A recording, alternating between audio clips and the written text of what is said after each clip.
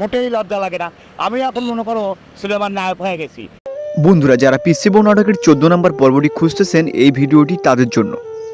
আজকের এই ভিডিওতে আমরা দেখাবো পিচ্চি বউ নাটকের 14 নম্বর পর্বটি। তবে শর্ত হলো ভিডিওটি না টেনে 1 মিনিট দেখতে হবে।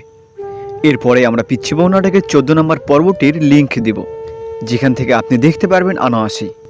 বন্ধুরা, পিচ্চি বউ নাটক হলো বর্তমান সময়ে জনপ্রিয় একটি বাংলা নাটক সিরিজ। এই নাটকের এখন পর্যন্ত আপনারা পর্ব দেখেছেন 13টি। তবে পরবর্তী পর্বগুলো একটি সিক্রেট ইউটিউব চ্যানেলে আপলোড দেওয়া হয়, অর্থাৎ এসে গেছে 14 নম্বর পর্ব।